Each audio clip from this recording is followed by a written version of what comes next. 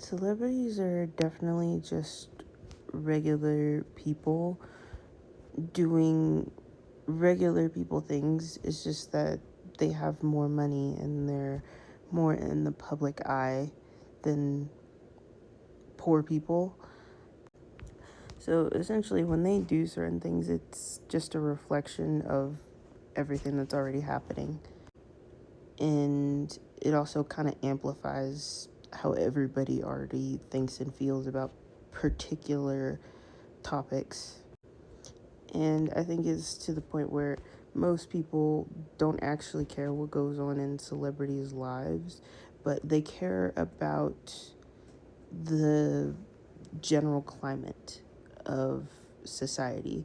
And celebrities serve as a very interesting litmus test for what's okay and what's not okay.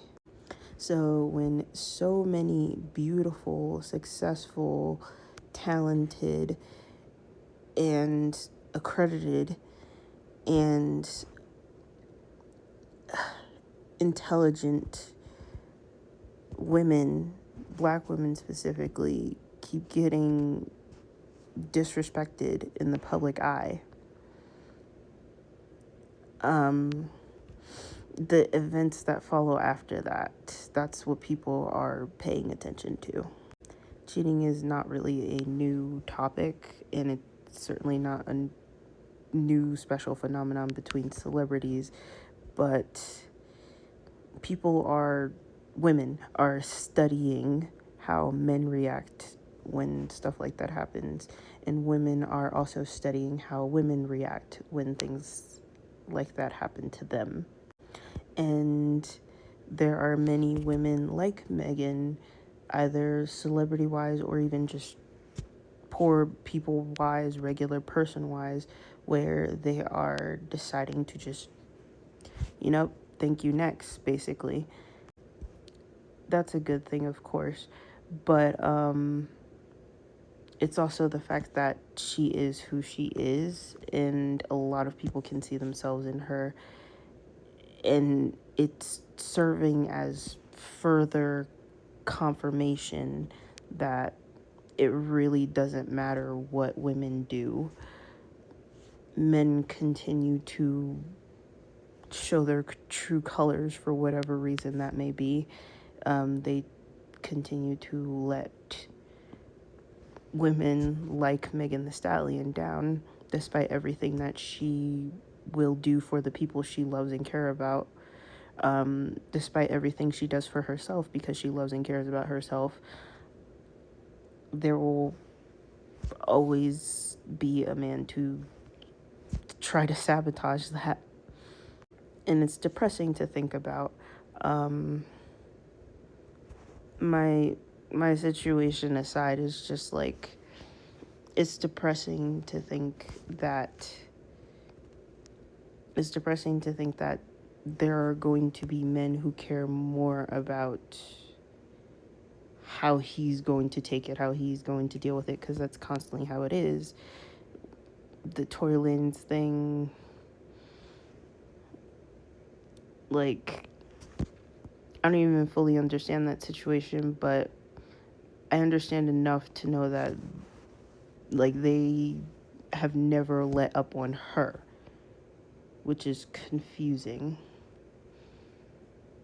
There are women who, civilians, like regular people, poor people, who were abused by men or let down by men or taken advantage of by man and or men, and they continue to be dogged out because a man screwed them over.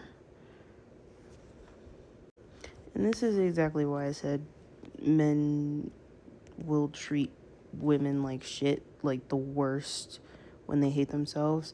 I don't know if Klay Thompson hates himself. Nobody knows that, man. Nobody cares. But the point is, they still treat people the worst. Like, yes, they look at you crazy when you want better for yourself because they don't care about themselves. Like, and I don't know, um, like the whole, like even just the snippet of what she said, like mood swings.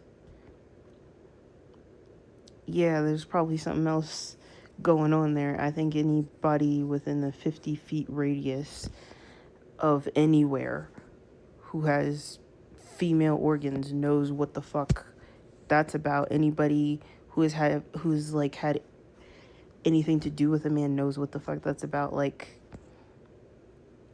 nobody really needs to be in her business about that to know that, yeah, he was probably doing something crazy, and she was still taking an interest in him, still caring about him, just for him to turn around and want to be with other people. On top of that, like the anime thing, it really shouldn't be this significant, but it's also a very clear reminder that you could also be interested in everything that a man's interested in, and act like they'll still act like, oh, but do you really know what we're on about? Do you really know what type of time are we on? Like, acting like anime is such a niche thing that a woman can't possibly understand the intricacies of Japanese media or something.